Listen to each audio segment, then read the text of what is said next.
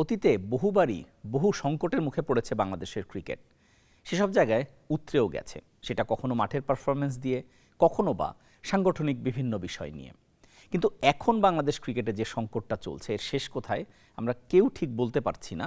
কিন্তু এটা সবচেয়ে বড় সংকটগুলোর একটা। কি সেই সংকট, সেগুলো নিয়েই বিস্তারিত আলাপ করব।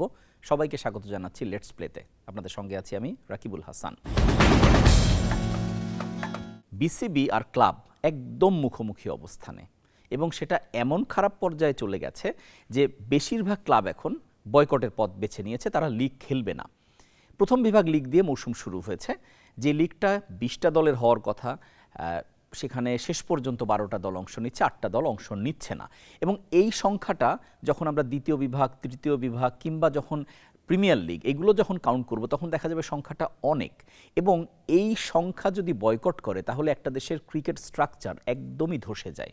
এবং এটা সমাধানে তেমন কোনো কার্যকরী অবস্থানও বিসিবির পক্ষ থেকেও নেওয়া হচ্ছে না। আবার আয়োজক যারা, মানে বিসিবি তো আয়োজক, এবং যারা অংশ নিচ্ছে ক্লাবগুলো, তাদের মধ্যে যে মতবিরোধ, সেই মতবিরোধটা এত প্রকট যেটা সহসা সমাধান হওয়ার কোনো লক্ষণ দেখা যাচ্ছে না। এখন এই যখন ক্রিকেটের অবস্থা, ঠিক তখন একটা বিপরীত চিত্র। একদিন পর বিজয় দিবস, সেই বিজয় দিবসে কোয়াব মানে ক্রিকেটার্স ওয়েলফেয়ার অ্যাসোসিয়েশন, তারা একটা ম্যাচ আয়োজন করতে যাচ্ছে, যে ম্যাচটা কেন্দ্র করে এতক্ষণে সবাই, সারা দেশ দেখে ফেলেছে যে শান্ত এবং মিরাজদের খুনসুটি এবং তারা হাসি খুশি। এখন এই যে জাতীয় দলের সবাই অংশ নেবেন, অদম্য এবং অপরাজেয় এই দুটো নামে। এর আগে কিন্তু বিজয় দিবসে একটা ম্যাচ হতো, সাবেকরা খেলতেন শহীদ জুয়েল এবং শহীদ মুশতাকের নামে। এবারও সেটা হচ্ছে, কিন্তু তার পাশাপাশি জাতীয় দল এবং জাতীয় দলের আশেপাশে থাকা ক্রিকেটাররাও দুই ভাগে ভাগ হয়ে আরেকটা ম্যাচ খেলছেন একই দিনে, মানে বিজয় দিবসের দুটো ম্যাচ। এবং সেই ম্যাচ যেহেতু ক্রিকেটার্স ওয়েলফেয়ার অ্যাসোসিয়েশনের আয়োজনে, ফলে তারা এটাকে প্রমোট করার জন্য বিভিন্ন ধরনের উদ্যোগ নিচ্ছে। সোশ্যাল মিডিয়া আমি দেখলাম যেভাবে গ্রামাঞ্চলে বা শহরে বা ঢাকায় এখন হয় না, শহর অঞ্চলে হয়, যে মাইকিং করে বিভিন্ন বিষয় জানানো হয়, ঠিক একইভাবে এরকম একটা প্রতীকী মাইকিং এর ভিডিও ছড়িয়ে পড়েছে। নাজমুল হোসেন শান্ত একটা রিকশায় বসে মাইকিং করে সবাইকে ডাকছেন যে খেলা খেলা খেলা, এরকম। মানে জিনিসটা মজার, কিন্তু এই জন্যে খারাপ লাগছে যে যখন বাংলাদেশের ক্রিকেট এরকম একটা বিশাল সংকটের মুখোমুখি, তখন আসলে এই দৃশ্য খুব একটা ভালো লাগে না।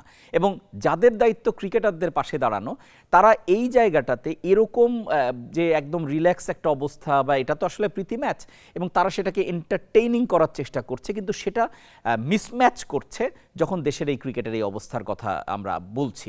এবং যেদিন ট্রফি উন্মোচন হলো প্রথম বিভাগ ক্রিকেট লিগে, সেদিনই বোঝা গিয়েছিল, এবং তার আগের থেকেই বোঝা যাচ্ছিল যে পরিস্থিতি আসলে কোনোভাবেই বসে আনতে পারছে না বিসিবি, এবং শেষ পর্যন্ত মাঠে একটার পর একটা ওয়াক ওভার ম্যাচ হচ্ছে, মানে একদল আসছে একদল আসছে না, সেভাবেই নির্ধারণ হয়ে যাচ্ছে।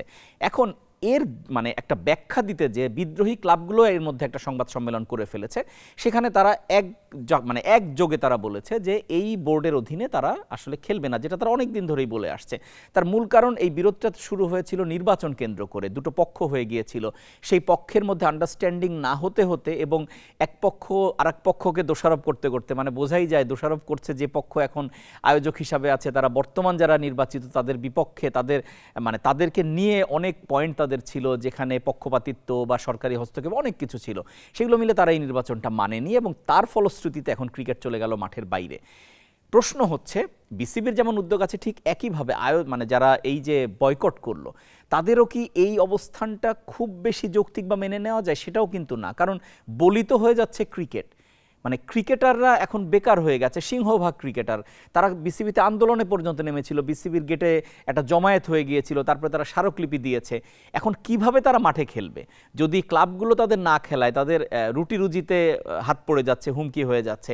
আবার বিসিবি তাদেরকে কিভাবে খেলার পথ করে দিবে, সেটাও আসলে পরিষ্কার না। একই সঙ্গে যে ক্লাবগুলো বয়কট করেছে, তারা বলেছে যে তারাও নাকি বিকল্প খেলার ব্যবস্থা করে দিবে যদি বিসিবি মাঠ দেয়, বা তারা মাঠ ম্যানেজ করবে। ফলে এই জায়গাগুলো কিন্তু কিছুই পরিষ্কার না, এবং এইভাবে যদি খেলা হয়, তাহলে ক্রিকেট কিন্তু আসলে কোনো লাভের লাভ তো হবেই না। মাঝখান দিয়ে মানে বাংলাদেশের ক্রিকেট অনেক বেশি পিছিয়ে যাবে, এবং শুধু এখানেই শেষ না। এরপর যখন টপ লেভেল ক্রিকেট, মানে যেটা ঢাকার ক্লাব ক্রিকেটের কথা বলা হয়, প্রিমিয়ার লিগ, যেগুলো আসলে দেশের বাইরেও অনেকে নজর দেয়, এই প্রথম বিভাগ বা দ্বিতীয় বিভাগে হয়তো ক্রিকেট বিশ্ব সেভাবে নজর দিচ্ছে না, কিন্তু এই সংকট যদি বাড়তে থাকে, তাহলে কিন্তু পুরো ক্রিকেট বিশ্ব এটা জেনে যাবে, এবং সেটা একটা বড় সড় সংকটের মুখে ফেলে দেবে বাংলাদেশের ক্রিকেটকে। এখন সমাধান কোথায় সেটাই আলোচনা করে বলা খুব মুশকিল। কোনো না কোনো পক্ষ থেকে তো হারতেই হবে। সেখানে যেটা বয়কট করা যে ক্লাবগুলো, ক্রিকেট সংগঠকরা, ঢাকার ক্রিকেট সংগঠকরা, তাদেরকে হয়তো একটু নমনীয় হতে পারে। যদি তারা হয় তাহলে হয়তো লিগে কোনো একটা বাস্তবতায় তারা অংশ নিল সেটা। এবং একই সঙ্গে এটাও তো বলতে হচ্ছে, এটা তো বাংলাদেশ ক্রিকেট বোর্ড বিসিবি, এটা তো ঢাকা ক্রিকেট বোর্ড না। ফলে ঢাকার সংগঠকরা যেভাবে এক হয়ে একটা জিম্মি করে ফেললেন সেটাকেও পুরোপুরি সমর্থন দেওয়া যাচ্ছে না। আবার on the other hand BCB তাদের দিক থেকে নমনীয় হয়ে যেভাবে আলাপটা করা দরকার, বা শুধুমাত্র এই যে এই বোর্ডের অধীনে না, এই পয়েন্টটা বাদ দিলে অন্য কি আর বিষয় আছে সেগুলো নিয়ে আলোচনার টেবিলে বসার যদি কোনো ব্যবস্থা করা যায় তাহলে হয়তো বা সমাধান আসতেও পারে।